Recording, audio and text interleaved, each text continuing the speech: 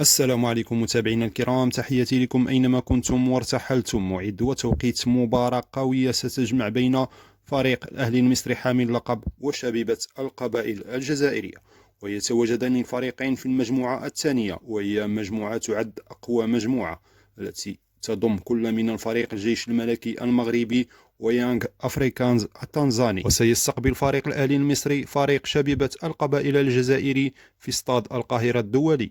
إذا متابعينا الكرام، ننتقل إلى موعد وتوقيت المباراة.